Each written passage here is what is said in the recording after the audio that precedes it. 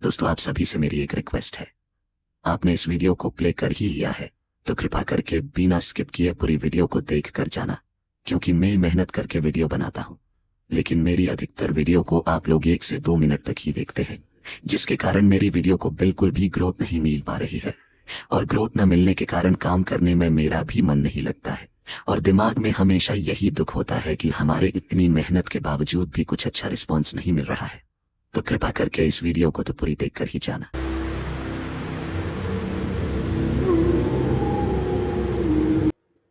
Hello दोस्तों, मेरा नाम रिक रेमंड है और मैं यूनाइटेड स्टेट्स ऑफ अमेरिका की एक शहर बॉस्टन का रहने वाला। पेशे से मैं एक बिजनेसमैन हूँ। यहाँ इस शहर में एक बेकरी चलाता हूँ और मेरे बनाए हुए केक सबको बहुत ज़्यादा पसंद आते हैं। मैं ऐसे स्वीट्स भी बनाता हूँ जो लोग बहुत ज़्यादा पसंद करते हैं और मेरी दुकान के आगे कई बार बहुत लंबी लाइन लगी होती है। यहाँ पर कई स्टूडेंट्स अलग अलग देशों से पढ़ने के लिए आए हुए हैं जो मेरी दुकान के इन स्वीट्स को, इस केक को खाना बहुत ज़्यादा पसंद करते हैं और कुछ लोग यहाँ घूमने के लिए भी आते हैं। अब बॉस्टन शहर है ही इतना सुंदर, इसीलिए मैं भी ज़्यादातर बिजी ही रहता हूँ। लेकिन फिर भी ये काम वो नहीं है जिसे मैं सबसे ज़्यादा पसंद करता हूँ। ये एक पैसे कमाने का साधन है और मैं अच्छे खासे पैसे कमाता हूँ। मुझे ये काम ज़्यादा बुरा नहीं लगता, लेकिन कह सकते हैं मन मुताबिक ये काम नहीं है। मन मुताबिक कहूँ तो मुझे राइटर बनने का शौक था, लेकिन मैं वो बन ही नहीं पाया। अब कुछ पैसे आ चुके हैं तो लिखने का शौक पूरा करना तो चाहता हूँ, लेकिन समय लग ही नहीं पाता। पिछले 5 सालों से मैं ये बेकरी चलाता आ रहा हूँ और अकेले ही काम करता आ रहा हूँ। धीरे धीरे काम बढ़ता जा रहा था और मुझे लगा किसी को यहाँ पर रख ही लेना चाहिए। कई स्टूडेंट्स काम के लिए मेरी इस दुकान पर आते रहा करते थे। वो कहते थे, हम कम डॉलर में काम करने को तैयार हैं, बस आप काम दे दीजिए। एक ऐसे ही लड़के को मैंने इस बेकरी पर रख लिया था और उसके बाद काम आधा हो गया।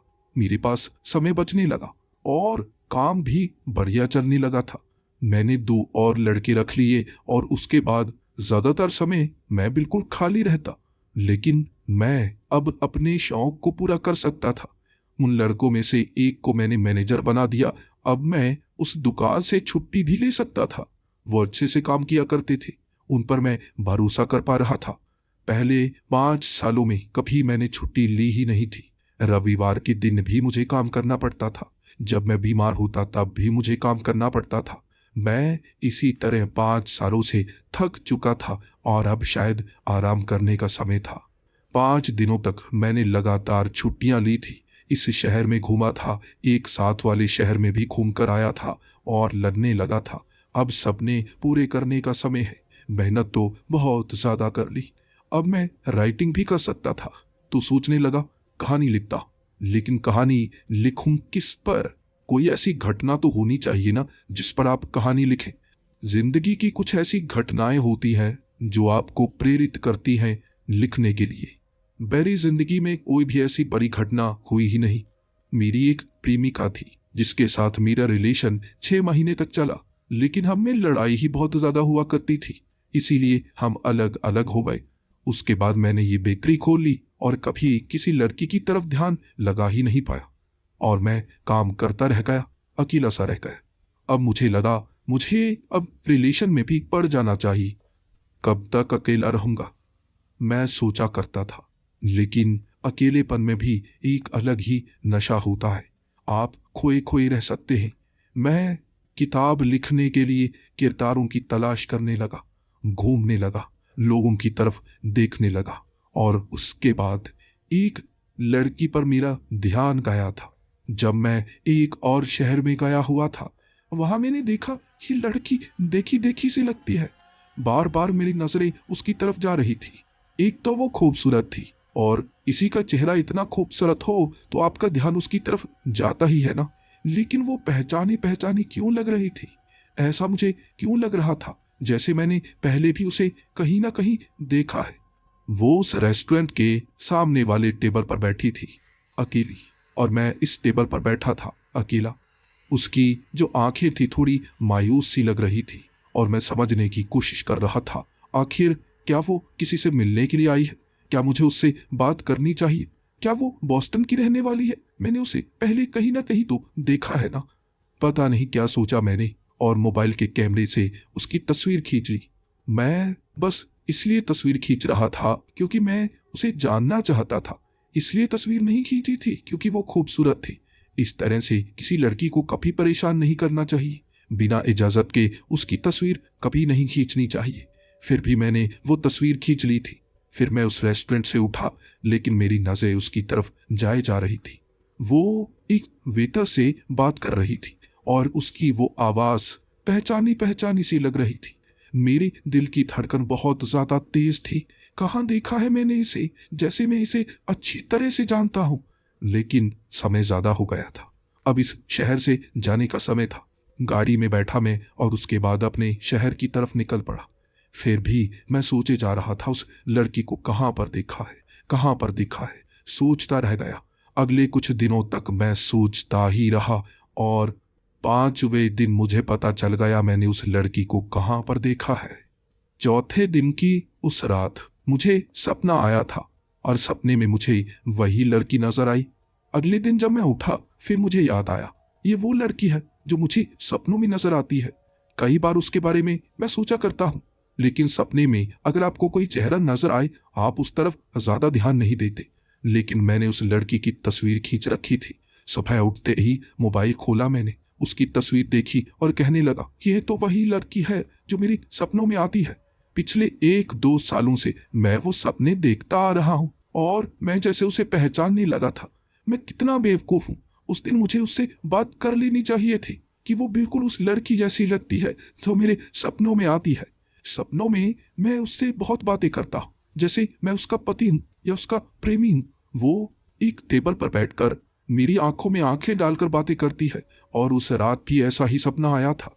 लेकिन मैं उससे कुछ बोल नहीं पा रहा था।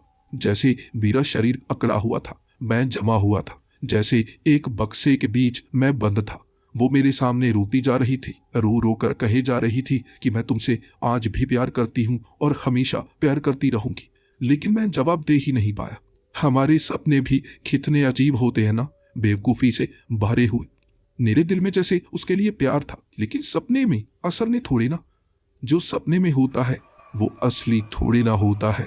मैं ये माना करता था, लेकिन मेरी सारी बातें धीरे धीरे मेरी समझ में आने वाली थी। वो पूरा दिन मैं बेकरी पर बैठा रहा और बार बार उस तस्वीर को देखता जा रहा था। सपने में एक जादू होता है, जैसे अलग सा आभास, जैसे वो फीलिंग्स आपके साथ जुड़ जाती है। मेरी आंखों में आंखें डालकर किस तरह से कह रही थी कि मैं तुमसे आज भी प्यार करती हूँ और हमेशा प्यार करती रहूंगी। मेरा दिल बैठा बैठा सा जा रहा था। ऐसा लग रहा था वो मुझसे दूर जा रही है बेवजह। मैं किसी लड़की से मिला तक नहीं, लेकिन फिर भी जैसे प्यार सा हो गया था। मैं सपनों में उसे देख चुका था, असल में थोड़ी ना देखा था, लेकिन फिर भी प्यार कर बैठा था। मेरे दिल ने मुझे कह दिया दोबारा उस शहर में जाऊं, एक बार उस लड़की को दोबारा देख लूं, बस उससे कुछ बातें करने की कोशिश करूंगा। बेवजह ही कोशिश तो करूं, शायद मेरे सपनों में दिखने वाली वो लड़की मेरी जिंदगी की वो हम सफर बन जाए। शायद भगवान मुझे भविष्य दिखा रहा है। मैं उसके अगले ही दिन अपने काम से छुट्टी लेकर गाड़ी लेकर निकल गया था दोबारा उस शहर में। मैं सबसे पहले उस रेस्टोरेंट में ही पहुंचा था। मैं उस टेबल पर बैठा इंतजार कर रहा था, क्या वो लड़की दोबारा आएगी। लेकिन कुछ घंटों इंतजार करने के बाद भी वो लड़की नहीं आई थी, तो मैं सोचने लगा उसे ढूंढने की कोशिश करता हूँ। मैंने वहां होटल का एक कमरा बुक करवा लिया था और उसके बाद गाड़ी लेकर उन सड़कों पर मैं घूमता ही रहा। मैं गाड़ी को इतना धीमा चला रहा था जैसे आसपास के घरों को देख रहा था, लेकिन असल मकसद उस लड़की को ढूंढना था। 4 घंटों तक मैं वहां घूमता ही रहा, लेकिन उस लड़की को मैं देख ही नहीं पाया। अचानक एक घर के आगे से मैं निकल रहा था। मुझे नहीं पता कैसे, लेकिन मेरे दिमाग में एक झटका सा लगा। वो घर देखा देखा सा लग रहा था। ऐसा लग रहा था इस घर में मैं पहले भी आ चुका हूँ, इस घर में मैं रह चुका हूँ। यहाँ बड़ा झूमर होगा ना। और कांच के अंदर लगा बड़ा झूमर बाद में दिखा और मैं झटके को महसूस कर पाया। ये कैसे, ये चीज कैसे मैं देख पाया। जैसे मैं पहले इस घर में आ चुका हूं, लेकिन मैं कभी इस शहर में पहले आया ही नहीं था, जा किसी घर में कभी रहा ही नहीं। घूमने के लिए 2-3 बार ही तो इस शहर में आया हूं और यहां से निकलकर आगे वाले शहर में चला जाता हूं। बस लड़की के कारण दोबारा इस शहर में आना हुआ है, लेकिन घर के आभास क्यों हो रहे हैं।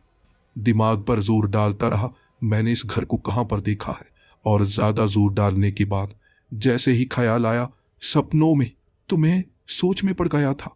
आगे मैंने गाड़ी पार्क की और वहां खड़ा होकर मैं उस घर की तरफ देखे जा रहा था। ये मेरे साथ क्या हो रहा है? क्यों मेरे सपनों में ऐसी चीजें आ रही हैं जो असल में मौजूद है? सपनों में तो वो चीजें आती है ना जो असल में मौजूद नहीं है। सपने तो हमारे दिमाग की करामात होती है ना, या टीवी में देखे हुए वो सीन। लेकिन ऐसे घर को मैंने ना तो तस्वीरों में देखा था, ना किसी टीवी में देखा था। फिर भी ये घर बहुत ज्यादा देखा देखा सा लग रहा था। कई बार इस घर के मुझे सपने आ चुके थे, लेकिन कैसे, ये हो क्या रहा है? और जब मैं उस घर की तरफ देखे जा रहा, सामने वाला वो दरवाजा खुला और उस घर के अंदर से वो लड़की निकलकर बाहर आई। उसे देखते ही मेरी टांगें कांपने लगी थी। ये वही लड़की थी जो मैंने उस रेस्टोरेंट में देखी थी, जिसके लिए इस शहर में मैं आया था और इस घर को देखकर रुका था, और वो लड़की इसी घर से बाहर की तरफ आ रही। ये कैसा संयोग है? मुझे ये कुदरत क्या दिखाना चाहती है, मैं इसका जवाब चाहता था। ये कुछ ऐसा हो रहा था जिस पर कोई यकीन नहीं कर सकता, लेकिन असल में ये हो रहा है। मैं वहां ज्यादा देर रुकना नहीं चाहता था। अनजान जगह पर अगर आप ऐसे रुके रहें और वहां कोई अगर आपकी कंप्लेंट कर दे तो पुलिस वाले वहां पहुंच जाते हैं। अनजान इस तरह घरों के आगे खड़े नहीं रहते, तो मुझे जाना होगा। लेकिन फिर भी दूर से उस लड़की की तरफ मैं देखे जा रहा, कभी लड़की तो कभी घर। क्यों सब कुछ देखा देखा लग रहा है? वापिस आते समय, गाड़ी चलाते समय मैं इस चीज के बारे में सोच रहा था, और मुझे बस अलग अलग एहसास। और मैं उस होटल के कमरे में पहुंचकर गूगल पर सर्च करने लगा। मैं गूगल मैप में उस जगह को देख रहा था, वो डिजाइन, वो घर, कैसे उसका नक्शा बना हुआ है। हर चीजें देखने के बाद बार बार ऐसा लगता जैसे मैं उस घर में रह चुका हूं, लेकिन मैं उस घर में कभी गया ही नहीं था। क्या हो रहा है मेरे साथ? शायद मुझे किसी साइकेट्रिस्ट के पास जाना होगा। शायद मेरे दिमाग में कोई परेशानी तो नहीं आ रही। मैं एक बार एक साइकेट्रिस्ट से बात करना चाहता था। आखिर सपनों का मतलब क्या होता है? और वैसे भी एक डॉक्टर मेरा दोस्त है ही जो कि साइकेट्रिस्ट है, और वो इसी शहर में है, तो मुझे उससे बात तो करनी ही चाहिए। मैं अगली सुबह सीधा उसके पास गया था और उसे पूरी बात बता दी, और वो भी मुस्कुराते हुए कहने लगा, कमाल का संयोग है। वैसे मेरे पास वो लोग आते हैं जिन्हें बहुत ज्यादा परेशानी होती है, जो बहुत ज्यादा डिप्रेशन में होते हैं, लेकिन तुम पहले इंसान हो जो बहुत ज्यादा खुश हो और मेरे पास आए हो जवाब जानने के लिए। अब तुम बताओ तुम्हारी मदद मैं कैसे करूं? मैंने कहा मुझे नहीं पता। वो लड़की मेरे सपनों में क्यों आती है, उसका घर मेरे सपनों में क्यों आता है, और बहुत लंबे समय से 2-4 सालों से उसका यह घर मेरे सपनों में आ रहा है, और पिछले 2 सालों से वो लड़की मेरे सपनों में आ रही है। ऐसा क्यों? उसने कहा, संयोग है, कुदरत तुझे उस लड़की के नजदीक लेकर जा रही है। अब तू सच सच बता, मेरे पास इसलिए आया है ना ताकि मैं तेरा टांका उस लड़की के साथ बढ़ा सकूं। मैंने कहा नहीं नहीं, मैं इसलिए नहीं आया, मैं इसलिए आया हूं, क्या सच में इसका कोई रिश्ता होता है? क्या हमारे सपनों में कोई भविष्य नजर आता है? तुम्हारे पास कोई ऐसा पेशेंट आया है जिसे भविष्य नजर आया है? उसने कहा, नहीं है, ऐसा तो नहीं होता, इंसान भविष्य नहीं देख सकते, और तुम्हें भी भविष्य नजर नहीं आया है। ये एक कुदरत का संयोग है, और अगर तुझे वो लड़की सच में अच्छी लग रही है तो बात आगे बढ़ाने की कोशिश करूं। इस शहर में मेरे कई दोस्त हैं, और हो सकता है कहीं ना कहीं कोई उसे जानता निकल आए। मैं थोड़ा थोड़ा शर्माने लगा था। वो जानता था मेरी प्रेमिका रह चुकी है, और अब मैं अकेला रहता हूं और बार बार अपनी प्रेमिका के बारे में सोचता हूं। मैंने कभी किसी लड़की के बारे में अपने किसी दोस्त से बात नहीं की थी। मैं अकेला रहना पसंद करने लगा था, लेकिन वो जैसे सोचने लगा था कि मैं उस लड़की को पसंद करता हूं और मेरी बात वो बनाना चाहता था। और वैसे भी मुझे कई सवालों के जवाब चाहिए थे। शायद मेरे सपनों में मुझे भविष्य की प्रेमिका को दिखा दिया था। मैंने अपना सर हिलाया शर्माते हुए, और उसने भी कहा, तो ऐसा कर, कुछ दिन दे मुझे, मैं पता करने की कोशिश करता हूं, कोई ना कोई जानने पहचानने वाला मिलेगा ही। उसने कहा, कुछ समय दे मुझे, मैं किसी ना किसी जानने पहचानने वाले को ढूंढने की कोशिश करता हूँ। मैंने कहा, मैं 3-4 दिन वैसे भी इस शहर में घूमने के लिए आया हुआ हूँ। उसने पूछा, सच बता, तू ऐसे पहले घूमने तो निकला नहीं करता था, काम से तुझे छुट्टी नहीं मिलती थी, इस शहर में क्यों आया है? कहीं उस लड़की के ही पीछे तो नहीं आया? मैंने शर्माते हुए कहा, नहीं नहीं, उस लड़की के कारण थोड़ी ना आया हूँ, मुझे ये शहर थोड़ा पसंद आ गया था, इसीलिए मैंने सोचा कुछ दिन यहाँ पर बिता कर आता हूँ। मैं वहां से बाहर निकला था, जैसे मेरे दिल की बात वो समझ गया था और मुझे अपने सवालों के जवाब भी तो ढूंढने थे। मैं अगले दिन फिर से घूमता रहा और मेरा मन मुझे खींचकर उसी सड़क पर ले आया। वो घर को देखे जा रहा था 15-20 मिनट से, और मुझे एक खिड़की के पास वो लड़की बैठी हुई नजर भी आई। वो एक किताब पढ़ रही थी और तभी मुझे एक और झटका सा लगा, क्योंकि ये दृश्य जैसे मैं पहले भी देख चुका था। उस खिड़की पर वो किताब पढ़ती है मैंने सपने में कई बार देखा था, लेकिन ऐसा कैसे हो सकता है? कैसे मुझे सपनों में वो लड़की नजर आती थी? बार बार ये बातें मुझे जैसे तोड़े जा रही थी, मुझे अंदर से झकझोड़े जा रही थी। तभी अचानक वो खिड़की से हट गई। मैं उसे दोबारा देखना चाहता था, मेरा मन बैठा बैठा जा रहा था, लेकिन तभी वो अपने घर से बाहर निकली, थोड़ा तैयार हो चुकी थी और उसने अपनी गाड़ी आगे बढ़ानी शुरू कर दी। और पता नहीं क्यों मैं किसी का पीछा नहीं करता, और खास तौर पर किसी अनजान लड़की का, लेकिन जैसे मेरे हाथ अपने आप चल रहे थे, मेरे पांव अपने आप चल रहे थे, जैसे उसके प्यार में डूबा डूबा सा गया था। मेरी गाड़ी अपने आप जैसे उसके पीछे जा रही थी। मैं चला रहा था, मेरे दिल के 2 हिस्से हो चुके थे। एक कह रहा था, रुक जा, ये काम तुझे नहीं करना चाहिए, और दिल का दूसरा हिस्सा कह रहा था, थोड़ा पीछे जाने में क्या हर्ज है। वो उसी रेस्टोरेंट में गई थी, वो उसी टेबल पर बैठी थी, और मैंने भी गाड़ी पार्किंग में लगाई और मैं सामने वाले टेबल पर बैठ गया। पता नहीं क्यों मेरी नज़रें उसकी तरफ जाए जा रही थी, और शायद इसीलिए उसने पहचान लिया कि मैं पहले भी इस टेबल पर आकर बैठा हूँ और अब भी बार बार उसे घूरे जा रहा हूँ। 2-3 बार मेरी नज़रें उसकी नज़रों से मिली थी, और उसने अब दूसरी कुर्सी पर बैठकर जैसे मेरी तरफ पीठ कर ली थी, और मुझे लगा मैं उसे परेशान कर रहा हूँ।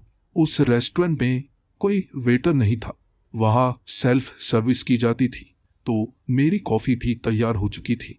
मुझे जल्दी से जाकर वो कॉफ़ी उठानी थी। बार बार कॉल आए जा रही थी, तो मैं चलकर वहाँ गया, कॉफ़ी उठाई। मेरे हाथ काँप रहे थे, जैसे मैंने उस लड़की को अनकंफर्टेबल कर दिया था। उसके पीठ के करीब से निकल कर गया था, लेकिन आते वक्त उससे नजरें तो मिलनी ही थी। पता नहीं कैसे मेरी टांग में ही फंसी और मैं उसके पाँव के नज़दीक ही गिर गया। सारी कॉफ़ी नीचे गिर चुकी थी, लेकिन मैंने जैसे उस लड़की से माफ़ी मांगी, देखिए मुझे माफ़ कीजिए। और वो लड़की ने भी थोड़ा गुस्से से कहा, तुम पहले भी मुझे घूर रहे थे ना, बेवजह थोड़ा परेशान कर रहे हो, देखो। मैंने कहा, मुझे माफ़ कर दीजिए, मैं इसलिए आपको नहीं घूर रहा था, मैं आपको छेड़ रहा था, बात कुछ और है। देखिए मुझे ऐसा लग रहा है मैंने आपको पहले देखा है कहीं, इसीलिए मैं पहचानने की कोशिश कर रहा था। मेरी ये बात सुनकर वो अब जैसे सोच में पड़ गई। फिर उसने मुझसे माफ़ी मांगी। उसने कहा, देखिए माफ़ कीजिए, मुझे लगा जैसे आप जानबूझकर छेड़ने की कोशिश कर रहे हैं। मैं समझ सकती हूँ, आपने शायद मुझे पहले कहीं देखा होगा, पहचानने की कोशिश कर रहे थे। मैंने कहा, जी बिल्कुल। फिर वो मुझसे माफ़ी मांगने लगी कि आपकी कॉफ़ी नीचे गिर गई। मैंने कहा, कोई बात नहीं, मैं नई कॉफ़ी ले लूँगा। इस तरह हमें थोड़ी सी बातचीत चलने लगी, और मैं उस लड़की से पूछ रहा था, क्या यहाँ आपसे मिलने के लिए कोई आने वाला है? उसने कहा, नहीं, मुझसे मिलने के लिए कोई आने वाला नहीं है, लेकिन यहाँ बैठकर मैं किसी को याद करती हूँ। उसके बाद मैंने उससे पूछा, क्या आप कभी बॉस्टन आई हैं? आपको पहले मैंने देखा है, लेकिन मैं याद नहीं कर पा रहा। तो उसने कहा, मैं बॉस्टन कभी नहीं आई, मैं ऐसे शहर से कभी बाहर गई ही नहीं। मैं अपने पति के साथ विदेश में 2 बार जरूर जा चुकी हूँ, लेकिन अपने देश के अलग अलग शहरों में अब तक नहीं घूमी हूँ। उसका एक पति था, और ये बात ने जैसे मेरे दिल को तोड़कर रख दिया था। मैं थोड़ा सा मायूस हो गया था, और ये मेरे चेहरे पर साफ झलक रहा था। मैंने उसे अपने बारे में भी बताया था, जैसे वो मुझे जानती हो। उसने बातों बातों में ही कह दिया, मेरी कई दोस्त है जो बॉस्टन जा चुकी हैं और आपकी बेकरी की बहुत ज्यादा तारीफ करती हैं। मुझे काफी अच्छा महसूस हुआ। वो अब कह रही थी मैं भी बोस्टन जरूर जाना चाहती थी, और यकीन कीजिए आपकी बेकरी का वो केक खाना मुझे सच में बहुत ज्यादा पसंद है। 3 बार आपका वो केक मैं खा चुकी हूँ। मेरी दोस्त मेरे घर में वो ला चुकी है। यहाँ सबको वो बहुत ज्यादा पसंद है। आप कुछ मिलाते हैं उसमें जिसका मजा अलग ही आता है। मैं अंदर से थोड़ा मायूस भी था, लेकिन उसकी बातों से मुस्कुरा भी रहा था। अब मेरा दिल टूटा था, उसे थोड़ी ना दिखाना था। उसने मुझे उस कुर्सी पर बैठने के लिए कहा, लेकिन मैं अब उसके साथ कैसे बैठ सकता था? कहीं उसका पति आ गया और कुछ गलत सोचने लगा। मैं ये नहीं चाहता था। लेकिन जब मैंने उसको ये कहा कि देखिए आपके पति आ जाएंगे, उनको अच्छा नहीं लगेगा, वो बार बार मुझे बैठने को कह रही थी, इसीलिए मैंने ये कहा। और जवाब में उसका वो मायूस सा चेहरा। 5 सेकंड वो बिल्कुल शांत रही थी, और फिर उसने कहा था, मैं पति का यहाँ इंतजार नहीं कर रही, बल्कि उनकी यादों में दोबारा खोने की कोशिश यहीं आकर करती हूँ। उनकी मौत हो चुकी है और अब भी मैं उन्हें भुला नहीं पा रही हूँ। अब मेरे साथ बैठेंगे तो मुझे अच्छा लगेगा। ये बात कि मुझे खुशी होनी चाहिए या गम होना चाहिए, मैं समझ नहीं पा रहा था। उसका दुख भी मैं महसूस कर पा रहा था, लेकिन पता नहीं क्यों खुशी के लड्डू मेरे दिल में फूटे भी जा रहे थे। लगभग 1 घंटे तक वहां पर हमने बातें की थी, और 1 घंटे में मैं भी उसके बारे में बहुत ज्यादा जान गया था। वो भी मेरे बारे में बहुत ज्यादा जान गई थी कि मेरी पहले गर्लफ्रेंड हुआ करती थी, लेकिन हम में बहुत ज्यादा झगड़ा रहा करता था। उसने कहा, शायद आपको आपकी गर्लफ्रेंड में दोस्त नहीं मिली। अगर आपको दोस्त मिली होती तो कभी झगड़ा होता ही नहीं।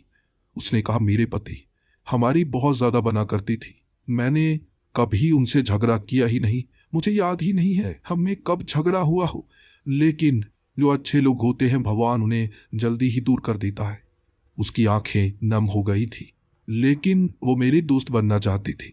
हमने नंबर एक्सचेंज किया और मैंने उसको बता दिया था मैं 4-5 दिनों तक यहीं शहर में रहने वाला हूं। और उसने कहा, तो मिलते हैं दोबारा, मैं आपको शहर घुमाऊंगी। वैसे भी मुझे अकेले शहर घूमना पसंद नहीं है। और क्या आप मुझे अपने केक की रेसिपी बता देंगी ताकि मैं घर में वो केक बना पाऊं? मैंने हामी भर दी। जी बिल्कुल, वैसे मैं वो रेसिपी बताता नहीं, लेकिन अगर आपके दिल को थोड़ा अच्छा लगी तो मैं बता दूंगा। वो खुश हो गई थी और उसकी खुशी में मुझे अपनी खुशी भी मिल रही थी। अगले 2-3 दिनों तक उसने मुझे शहर घुमाया था, और तीसरी शाम शहर घूमने के बाद मैं उसके घर गया था। मुझे अब उस घर के अंदर जाने का मौका मिला था। मेरी टांगें कांप रही थी। मैं सोच में पड़ा हुआ था। ऐसा लग रहा था ये डेजा वू हो। डेजा वू उसे कहा जाता है जब आप कुछ नया करते हैं लेकिन आपको एक अलग सा एहसास होता है, जैसे ये चीज पहले भी हो चुकी है। और मुझे भी उस घर के अंदर पैर रखते ही ऐसा एहसास हुआ था जैसे ये घटना पहले भी हो चुकी है। इस घर में मैं पहले भी आ चुका हूँ। उस झूमर को मैं पहचानता था, उन सोफों को मैं पहचानता था। सामने लगा वो पुराने जमाने का टीवी जो चलता नहीं था, लेकिन मैंने उसे पहले भी देखा था। उस लड़की को मैं क्या बताता, मैं इस घर में पहले भी आ चुका हूं, लेकिन कैसे? बचपन से आज तक की पूरी याद है मुझे। एक दिन भी ऐसा नहीं जब मेरी याददाश्त गई हो। हो सकता है संयोग। क्या सपने में ऐसा संयोग हो सकता है? जब उसके घर में मैं किचन में गया था तो मुझे आधे से ज्यादा सामान कहाँ पड़ा है ये मालूम था। ये कोई संयोग नहीं हो सकता। क्या हो रहा है ये? मैंने उसे केक बनाना सिखाया और उसके बाद मैंने उसे कहा, क्या मैं तुम्हारा घर देख सकता हूँ? ये देखा देखा सा लग रहा है। उसने मुझे इजाजत दी। मैं घर को देख रहा था, लेकिन बेडरूम के बाहर वो बड़ी सी तस्वीर, एक बक्से में रखी हुई वो तस्वीर, वो चेहरा थोड़ा थोड़ा देखा सा लग रहा था। और मैंने आवाज लगाकर उससे पूछा था, क्या ये तुम्हारे पति की तस्वीर है? उसने कहा, हाँ ये मेरे पति की तस्वीर है, और मैं आज भी अपने पति से उतना ही प्यार करती हूँ। वो जल्दी से आई, उस तस्वीर के सामने खड़ी हो गई, और मैं सोच में पड़ गया था। जो उसके पीछे का दृश्य था, पीछे लगी हुई वो पेंटिंग, मुझे बिल्कुल ऐसा ही दृश्य नजर आया था सपने में, जैसे मैं इसी बक्से में था। मैं हिल नहीं पा रहा था और मुझसे वो बातें कर रही हो। ये क्या चीज है? मैं अचानक चक्कर खाकर गिर गया था। उसने मुझे संभाला। मुझे सोफे पर होश आई थी। उसके बाद उसने मुझे पानी पिलाया और वो कहने लगी तुम्हारी सेहत ठीक नहीं लगती। मैंने कहा मेरी सेहत तो ठीक है, लेकिन मैं जो तुम्हें बताने की कोशिश करूंगा, क्या तुम मुझे पागल तो नहीं समझोगी? उसने कहा नहीं नहीं, मैंने जिंदगी में बहुत सारी चीजें देखी हैं, हर किसी की अलग भावना होती है। मैंने कहा मैं ये दृश्य देख चुका हूं, मुझे सपने में तुम नजर आई थी। मैं तुम्हें पहले सच बता नहीं पाया कि मैंने तुम्हें पहले कहाँ देखा है। मैंने तुम्हें सपने में देखा है और मैं कई बार तुमसे मिल भी चुका हूं। वो हैरान हो गई थी, मुस्कुरा रही थी, लेकिन फिर उसने कहा देखो, मैं अपने पति से प्यार करती हूँ और हमेशा उससे ही प्यार करती रहूंगी। अगर तुम ये सोच रहे हो कि मैं तुम्हारी बातों से इम्प्रेस हो जाऊंगी तो ये बात होने वाली नहीं।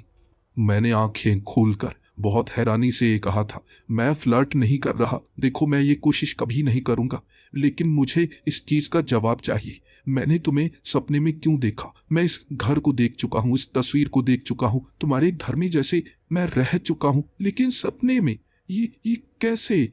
उसके पास कोई जवाब नहीं था, ना मेरे पास कोई जवाब था, लेकिन मुझे इसका जवाब चाहिए था। उसने कहा तुम जवाब ढूंढ कैसे पाओगे? हम सपनों के पार तो जा ही नहीं सकते। मैंने कहा मैं कोशिश तो कर ही सकता हूं ना। उसके बाद उसे अलविदा कहकर मैं दोबारा होटल के कमरे में आ गया था, लेकिन बहुत ज्यादा सोच में पड़ा हुआ। इंटरनेट पर सर्च करने की मैंने बहुत कोशिश की, लेकिन इसका कोई जवाब मिल नहीं रहा था। इंटरनेट पर यही बताया जाता है कि रिसर्च में यह साबित हो चुका है, सपनों में हम जो चीजें देखते हैं वो हमारे दिन में घटी हुई घटनाओं से प्रेरित होती है। हमारा दिमाग कोई नई जगह दिखा ही नहीं सकता, लेकिन ऐसा संयोग कैसे हो सकता है? मैं इसका जवाब इंटरनेट से नहीं पा सकता था। शायद इसका जवाब मुझे सपनों में ही मिलने वाला था। उस रात मुझे एक और सपना आया था, और ये सपना भी मैं कई बार देख चुका था। मैं एक स्कूल में अपने दोस्तों के साथ खेल रहा, जैसे पुराने सपने आपके आते हैं ना कि स्कूल में आप क्या किया करते थे, मुझे भी वैसे सपने आ रहे थे।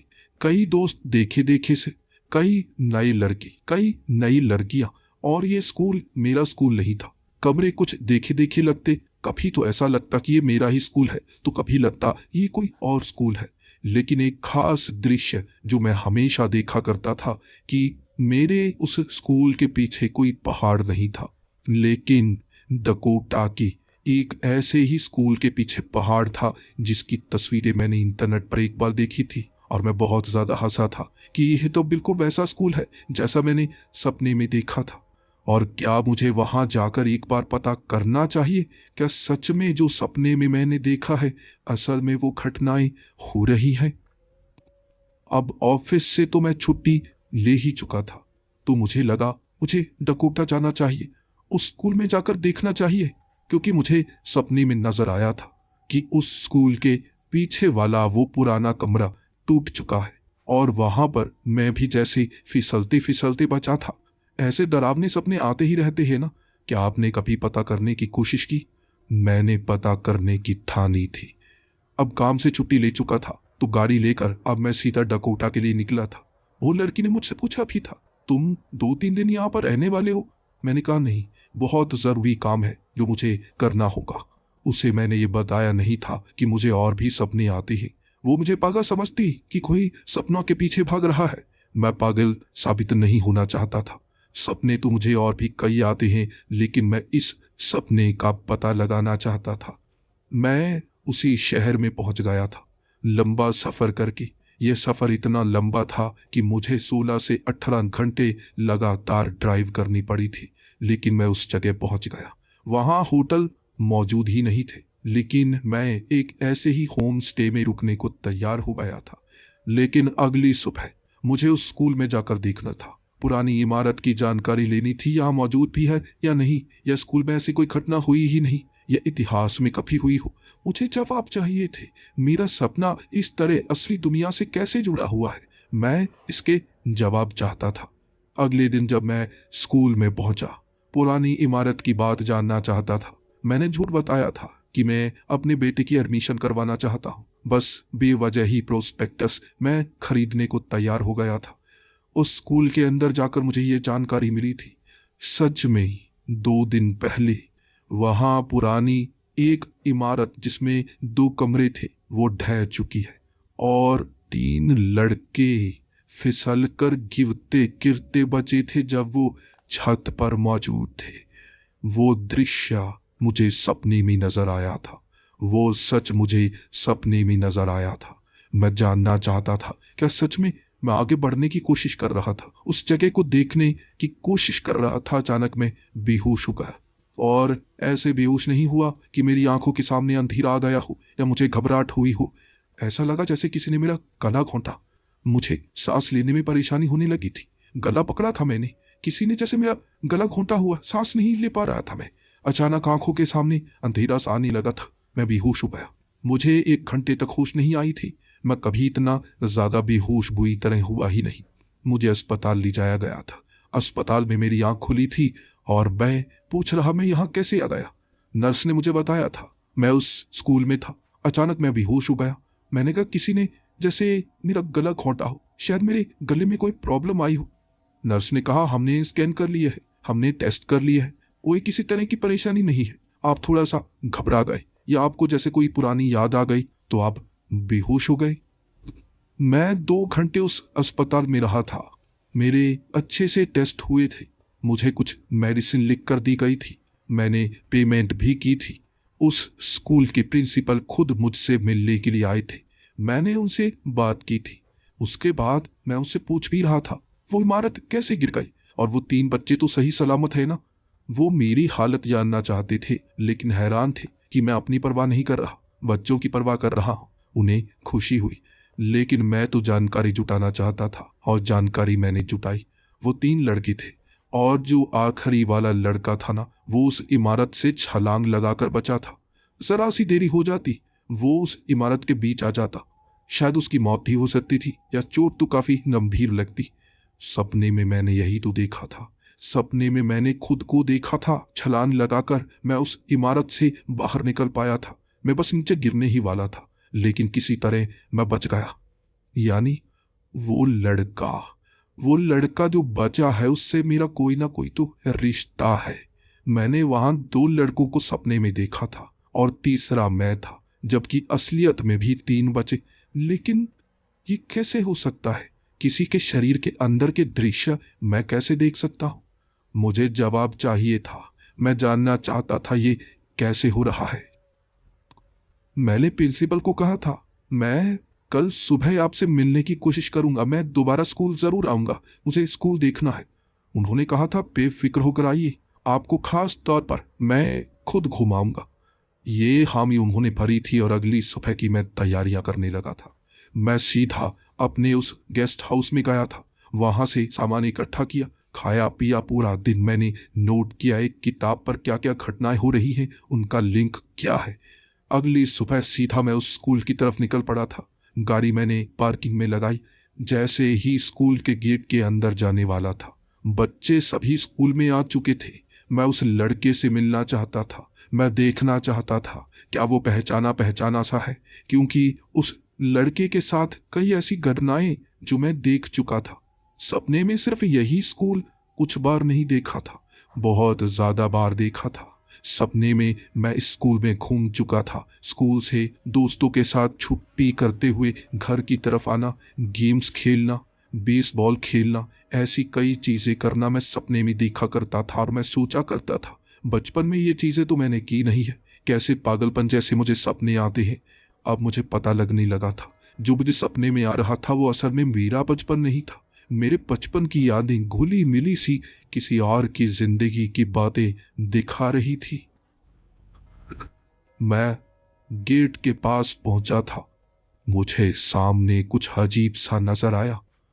वो जमीन से निकल रहा कोई भूत, कोई प्रेत या कोई अजीब सा जीव था, जैसे काले तेल का बना हुआ। बूंदें टपक रही थी, उसका शरीर बदल रहा था। कभी तो मुझे 2 बाजुएं नजर आती तो कभी 4 बाजुएं। वो गेट के बिल्कुल सामने जमीन से निकलकर खड़ा हो गया था। लेकिन तभी एक अजीब चीज हुई। सिक्योरिटी गार्ड वो स्कूल का उसके आर पार हो गया। उसे वो नजर ही नहीं आया। मुझे साफ साफ वो नजर आ रहा था, अपनी बाजुएं फैलाए हुए मेरी तरफ इशारा कर रहा। वो मुझे स्कूल के अंदर जाने देना ही नहीं चाहता था, लेकिन मैं स्कूल के अंदर जाना चाहता था। मैंने इशारा करके कहा, ये क्या चीज है? वहां 2 छोटे बच्चे खड़े थे। उन्होंने कहा, अंकल क्या? कुछ नहीं। मैंने कहा, वो तुम्हें नजर नहीं आ रहा? उन्होंने कहा, हाँ, मोटा वाला गेट नजर आ रहा है। बेवजह बच्चों को कैदी बनाकर रखते हैं, मोटा गेट लगा देते हैं। मैंने कहा, वो नहीं, उसके सामने वो क्या चीज है, वो भूत सा। उसने कहा, अंकल अब बेवकूफ मत बनाओ, बच्चों को सब बेवकूफ बनाते ही रहते हैं। किसी को वो नजर नहीं आ रहा था, मुझे नजर आ रहा था। मैं डरा हुआ था, उसके करीब नहीं जाना चाहता था। दिन की रोशनी में ये कैसा भूत दिख रहा है। लेकिन मुझे स्कूल के अंदर तो जाना होगा। एक बड़ा लक्ष्य था जो मैं पाना चाहता था। ये बीच में अड़ंगा बनकर खड़ा हो गया। मैं उसके पार जाने के लिए आगे बढ़ा था और उसने हाथ जोड़कर जैसे उसी तीर की एक तलवार बनाई थी, बिल्कुल मेरी गर्दन की सीध में। मैं आगे बढ़ा और उसने इशारा किया था रुकने का। वो आवाज मेरे कानों में गूंज पड़ी थी, अगर तुम आगे बढ़े तो मारे जाओगी। ये शब्द सुनते ही मैं कांप गया था। धमकी, सरासर धमकी, लेकिन किसी इंसान की द्वारा नहीं, एक अजीब सी शक्ति के द्वारा। और मैं ऐसी चीज से उलझना नहीं चाहता था। वो बस मुझे वहां जाने देना नहीं चाहता था। कारण क्या था मैं नहीं जानता। मुझे वापस मुड़ना ही पड़ा, वहां से दूर जाना पड़ा। 1 घंटे बाद दोबारा कोशिश की मैंने, पीछे वाले गेट से ही अंदर चला जाता। जैसे ही गेट से अंदर गया, वो आगे खड़ा मिला मुझे, मेरे माथे की तरफ जैसे तेज धार वो तेल का बना हुआ हथियार करके कहने लगा, कोशिश मत करना, ये कोशिश मत करना वरना मारे जाओगी। दोबारा धमकी दी थी। मैं कांप गया। मैंने उसको कहा, मैं बस कुछ समय के लिए अंदर जाना चाहता हूँ, कुछ सवाल है मुझे, उसके जवाब चाहिए। उसने कहा, जितना समय तुम यहाँ रुकोगे तुम्हारी मौत उतनी ज्यादा स्थितिगत निश्चित हो जाएगी। यह बातें डराने के लिए काफी थी। वो क्या था वो सबूत तक नहीं छोड़ तक तेल का बना हुआ अजीब सजीव। मुझे वापस आना पड़ा। गाड़ी लेकर मैं दोबारा उस गेस्ट हाउस में पहुंच गया था। सोचे जा रहा, ये क्या चीज है, ये क्या भूत सा मेरे पीछे पड़ गया है। एक तो मैं अपने सवालों के जवाब ढूंढने की कोशिश कर रहा हूं और दूसरा ये बिल्कुल बीच में आ रहा है। मुझे अब वो शहर छोड़ना पड़ा था, लेकिन मुझे राज का पता जरूर करना था। क्या है, क्या ये कोई दोहरी जिंदगी होती है या मेरा भविष्य है? क्या है ये? मैं कुछ समझ नहीं पा रहा। इंटरनेट पर मैंने सर्च करने की बहुत ज्यादा कोशिश की थी, लेकिन झूठी कहानियां, कई ऐसे किस्से और कई ऐसी थ्योरीज जो मेरे काम की नहीं थी। लेकिन एक ऐसा आदमी जो मेरे काम का था वो मुझे मिल गया, प्रोफेसर जेकब, जिन्होंने एक किताब भी लिखी थी कि हमारी इस दुनिया में कई और जीव भी रहते हैं जो हमें नजर नहीं आते हैं। हर एक जीव का अलग काम होता है। हर जीव को हम भूत नहीं कह सकते। कुछ होते हैं जो हमें डराते हैं, नुकसान नहीं पहुंचाते। हमें लगता है बस उनका काम डराना है। ये नहीं है, उनका काम कोई और है। हमारी दुनिया बहुत विशाल है, कई स्तरों पर बनी हुई है और हम सिर्फ एक स्तर में रहते हैं जिसे भौतिक दुनिया कहते हैं। वो इस पर रिसर्च कर रहे थे और आगे जानने की और भी उनकी कोशिशें थी। मुझे लगा प्रोफेसर जेकब से मुझे मिलना चाहिए। लोग उन्हें पागल कहते हैं, लेकिन जो पागल होते हैं वही तो कुछ नया कर पाते हैं। जो पागल नहीं होते वो तो अपनी जिंदगी इसी तरह जीते हैं, किसी के लिए कुछ कर नहीं पाते, बस खत्म हो जाते हैं। मैं प्रोफेसर जेकब के पास पहुंचा था 6 घंटे की ड्राइव करके। उनसे मिलने के लिए सीधा उनके घर पहुंच गया था। जब मैं उनके घर पर था, मैंने उनसे बात करने की कोशिश की। उन्हें लग रहा था मैं कोई रिपोर्टर हूं और उन्हें पागल साबित करने के लिए, कोई नई बात जानने के लिए आया हूं। लेकिन मैंने उनको कहा, मैं जानने के लिए नहीं, बताने के लिए आया हूं। क्या ये थ्योरी काम कर सकती है? उन्होंने मुझे घर के अंदर बुलाया। मैंने शुरू से लेकर अंत तक की पूरी घटना के बारे में बता दिया और मैंने कहा, क्या मैं उस भूत को भगा सकता हूं जिसे आप जीव कहते हैं? उन्होंने कहा, तेल वाला जीव? मैं ढूंढने की कोशिश करता हूं। उन्होंने कई लोगों से इंटरव्यू ली थी और एक ऐसे ही लड़के से उन्होंने इंटरव्यू ली थी जिसे ऐसा तेल वाला जीव नजर आया था धरती से निकलते हुए। वो डरकर भाग गया था। वो कई सालों तक उस घटना के बारे में याद करता रहा। उसे समझ नहीं आया, बस वो एक बार आया था, एक खास जगह नजर आया था और वो लड़का दोबारा उस जगह कभी गया ही नहीं। मैंने प्रोफेसर जेकब को कहा था, मुझे भी वही नजर आया, लेकिन उसने मुझसे बात भी की थी। उसने मुझे उस स्कूल के अंदर जाने से मना कर दिया था। तब प्रोफेसर जेकब ने मेरी पूरी की पूरी थ्योरी सुनी थी कि मेरे जो सपने हैं मुझे सच नजर आते हैं। मैं उस लड़की के बारे में जानता हूं। वहां तो मुझे कोई जीव नजर नहीं आया, लेकिन वो लड़की के पास मुझे नजर क्यों आया, और मुझे सपने में जैसे उसके शरीर के अंदर की चीजें क्यों नजर आती है। प्रोफेसर जेकब ने अपनी किताब में ढूंढने की कोशिश तो की थी, ये वाली जैसे बिल्कुल नई थ्योरी उनके हाथ में लगी थी जिसका जवाब वो भी जानना चाहते थे। उन्होंने और भी कई बार ढूंढा, ऐसा भूत जो तेल की तरह जमीन से निकलता है। उन्होंने कहा ये भी कोई अलग स्तर पर रहने वाला जीव है जिसका कोई खास काम है, लेकिन उसे रोकने के लिए हमें कुछ अलग करना होगा, तभी तुम उस लड़के तक पहुंच सकते हो। उससे बात करोगे तो कुछ नया जानने को मिलेगा। मैं तुम्हारा साथ देने को तैयार हूं।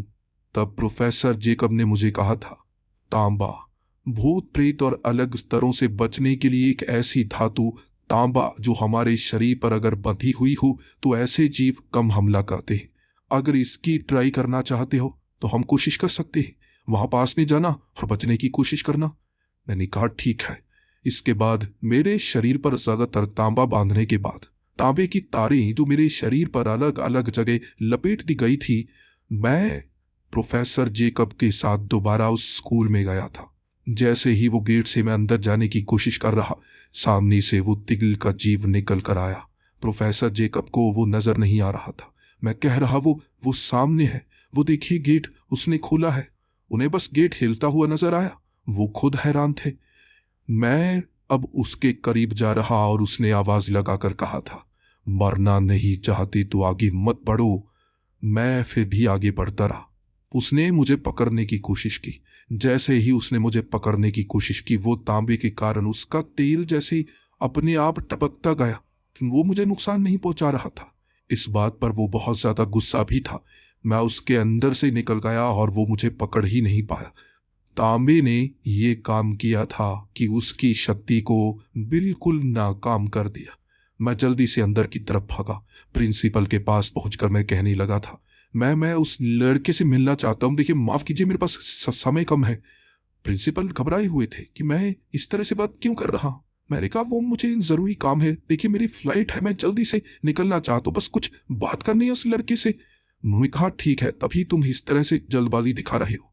असल में उस प्रिंसिपल के पीछे मुझे वो तेल का जीव दिख रहा था। वो घूर रहा, मुझे पकड़ने की कोशिश कर रहा। वो जीव मुझे रोकना चाहता था। वो मुझे उस लड़के के पास जाने देना नहीं चाहता था। लेकिन वो लड़के को प्रिंसिपल ने हॉल में अलग से बुलाया जहां मैं उस लड़की से बात कर सकता था। मैंने कहा मैं बस छोटी सी इंटरव्यू लेना चाहता। प्रिंसिपल हॉल से बाहर आ गए थे। जैसे ही मैं लड़के के पास पहुंचा, उसे देखा। उसका चेहरा जरा देखा देखा सा लग रहा था। उसका शरीर वो किस तरह से नटखट था, जैसे जैसे मैं उससे मिल चुका हूं, अच्छे से मिल चुका हूं, उसका स्वभाव जानता हूं। लेकिन कैसे?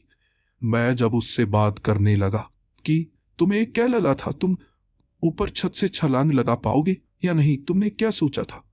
उसने कहा अंकल पता नहीं मैंने क्या सोचा था, जैसे कि मैं छलांग लगाकर उस दीवार को पकड़ सकता था। जैसे मेरे अंदर ऐसा एहसास हुआ। मैं सपने में ये चीजें देखता रहता हूँ कि मुझे रस्सी पर चढ़ना बहुत ज्यादा पसंद है। मैं जब केक बनाता हूँ तो इस तरह छलांगे लगाता हूँ और मुझे सपने में ऐसी चीजें दिखती हैं। उस दिन पता नहीं अपने आप मुझसे ये हो गया था जैसे किसी ने करवाया हो। वो जीव मुझे पकड़ने की कोशिश कर रहा और उस लड़के से पता लगा जो मैंने अपनी जिंदगी में किया है वो उस लड़के को सपने में आता है। लेकिन कैसे? लेकिन कैसे? उस जीव ने अब मुझे छोड़ दिया। फिर वो उस लड़के को पकड़ने लगा। उस लड़के की सांस रुकने लगी थी। वो बिल्कुल निढाल सा होने लगा था। तब उस जीव ने कहा था, मैं तुम्हें रोक नहीं सकता, इसे रोक सकता हूं। ये अब मारा जाएगा और इसका कारण तुम हो। इसका कारण तुम हो। और मैं उस बच्चे को मरता हुआ नहीं देख सकता था। मैंने कहा था, मैं मैं मानने को तैयार हूं, ये मेरी गलती है, उसे उसे छोड़ दो, उसे छोड़ दो। उसने कहा, नहीं, अब गलती तो हो चुकी है, इसका तो मरना तय है, तुम तो बच जाओगे। मैं हॉल से निकलकर वो तारों को शरीर से उतार कर कहने लगा, गलती मेरी है, मुझे पकड़ो, गलती मेरी है, मुझे पकड़ो। तब उस जीव ने उस बच्चे को छोड़ा था। वो मरते मरते बचा था, लेकिन उसने मुझे जकड़ लिया था। वो मुझे जकड़ रहा और मैं चलकर उस स्कूल से बाहर की तरफ आ रहा। वो मुझे मार देना चाहता था। वो जीव मुझे छोड़ना नहीं चाहता था। शायद मैंने कोई ऐसी गलती की थी जो मुझे नहीं करनी चाहिए, लेकिन क्यों, वो क्यों रोकता है? वो क्यों रोकता है लोगों को खास जगह जाने से, खास लोगों से मिलने से? वो जीव क्या है, क्या करता है? मैं जवाब जानना चाहता था, लेकिन जब वो मुझे इस तरह से तड़पा रहा, मैं भागकर स्कूल से बाहर आ रहा, वो मेरे शरीर से जुड़ा था और तब मुझे जैसे मरते मरते सपने से आ रहे दृश्य दिख रहे। मुझे उस बच्चे के शरीर के अंदर से मैं उसकी आंखें देख पा रहा था। हॉल में वो किस तरह से जमीन पर बैठा है, हाँफ रहा है, मैं उसकी आंखों से खुद को देख पा रहा था। मैं उस घर के अंदर, उस फ्रेम के अंदर से उस घर को देख रहा था, वो लड़की को देख रहा, मैं किसी और लड़के को देख रहा अपने साथ लेटे हुए। मैं कई दृश्य देख पा रहा था, मुझे जैसे सपने आ रहे। ये क्या है? क्या मरने से पहले मुझे दुनिया दिखाई जा रही है? मैं स्कूल से बाहर आया था और उस जीव ने जैसे मुझे छोड़ा था, मेरे गले को पकड़ा और मैं प्रोफेसर जेकब के सामने तड़प रहा। उन्होंने मुझे बचाने की कोशिश की, लेकिन जिसे वो देख नहीं सकते, वो उसे रोकेंगे कैसे? उस जीव ने मुझे छोड़ा था, उस जीव ने मुझे जिंदा छोड़ा था और कहा था, अगर तुमने ये कोशिश की तो मारे जाओगे। मैं मारता नहीं, मेरा काम दूर करना होता है, लेकिन तुम अगर आगे बढ़े तो मारे जाओगी। उसने मुझे छोड़ दिया था, लेकिन मुझे जवाब चाहिए था। ये क्या है? मेरे सपनों में ये सब क्यों आता है? उसने जवाब दिया था, मुझसे वादा लिया था कि मैं बताऊंगा नहीं, लेकिन जवाब दिया। हर आत्मा के 7 हिस्से होते हैं। हमारी इस भौतिक दुनिया में, हमारी धरती पर जब कोई आत्मा को शरीर मिलता है तो उसे 7 शरीर मिलते हैं। वो मर्द भी होता है, औरत भी होता है, एक आत्मा के 7 हिस्से जुड़े हुए। सपने में हमें अपने ही जैसे आत्मा के शरीर नजर आते हैं।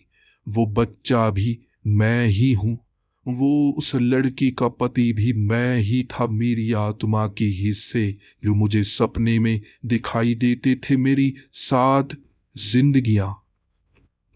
और उस जीव का काम है कि उन 7 हिस्सों को कभी आसपास आने नहीं देना है, ताकि एक आत्मा अपने ही हिस्सों पर प्रभाव ना डाल सके।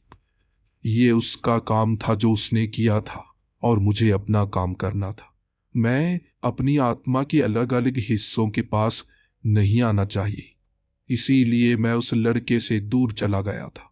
मुझे मेरे जवाब मिल गए थे। क्यों मुझे उस लड़की से लगाव है? क्यों उसका चेहरा मैं सपनों में देखता हूँ? उसे अपनी पत्नी की तरह क्यों महसूस करता हूँ? क्योंकि मेरी आत्मा के एक हिस्से के साथ वो जुड़ी हुई है। वो मेरी पत्नी थी। मेरी मौत से पहले, मेरी आत्मा के हिस्से के शरीर के मौत से पहले। मैं प्रोफेसर जेकब को आधी बात बता पाया था, पूरी बात मैं बता नहीं सकता था, लेकिन थ्योरी वो भी समझ गए थे। हर एक की 7 जिंदगियां कभी एक साथ तो कभी समय में आगे पीछे हमें मिलती हैं एक समय पर, और हम सपनों में उसे एहसास करते हैं। इसीलिए वो भावनाएं जो सपने में हम महसूस करते हैं वो हमारा हिस्सा होती है। वो प्यार, वो डर, वो दर्द, वो निराशा, वो हमारा हिस्सा होती है। हमें एक साथ 7 जिंदगियां जीने का मौका मिलता है। ये थ्योरी जानकर अब मैं किसी को बता नहीं सकता था, लेकिन मैं उस शहर जरूर जा सकता था जहां वो लड़की रहती थी। मैं वहां नहीं जा सकता जहां मेरी आत्मा एक अलग शरीर में जिंदा हो। लेकिन अगर उसकी मौत ही हो चुकी है तो मैं वहां जा सकता। शायद मेरी आत्मा के एक हिस्से ने उसके साथ वो जिंदगी ना बिताई हो, लेकिन मैं तो उसके साथ वो जिंदगी बिता सकता था ना। वो जीव कभी मुझे उस घर में नजर नहीं आया। धीरे धीरे उसके साथ मेरी दोस्ती बढ़ती गई और मैं जब उससे दूर होता तो मैं जैसे उस बक्से के अंदर के उस फ्रेम से उसे देख पाता। वो उससे बातें किया करती थी, मुझसे बातें किया करती थी। मैं धीरे धीरे उसकी दोस्ती पा चुका था, भरोसा जीत चुका था। और जब मैंने उसे ये बात बताई, वो कभी इस पर भरोसा नहीं कर पाई। वो हमेशा कहा करती थी कि मैं बस उसे पाने के लिए ये बातें बना रहा हूं। मैंने उसको कहा, अगर तुम इस पर भी यकीन नहीं करती तो तुम मुझ पर भरोसा करके देख सकती हो। कैसे मैंने उसका भरोसा जीता, उसके प्यार को पाया, और मुझे ऐसा लग रहा है जैसे जिस प्यार को मैंने खोया था मैंने उसे पा लिया। लेकिन वो हमेशा एक दुख में रहती है कि उसने अपने पति को धोखा दिया, जो मारा जा चुका है। उसने वादा किया था कि मैं तुम्हारे सिवा किसी से प्यार नहीं करूंगी। मैं उसे कैसे बताता, वो भी मैं ही तो था। जो जिंदगी मैंने सपने में जी थी, सपने में छोड़ी थी, उस जिंदगी को उसी हिस्से से दोबारा जीना शुरू किया मैंने। क्या आपको भी आपकी जिंदगी के कुछ ऐसे सपने आते हैं जो और जगह के होते हैं और आप सोचते हैं ये कैसे सपने हैं, बड़े अजीब से। मेरा यकीन कीजिए, किसी और जिंदगी में आप उसे जी रहे हैं।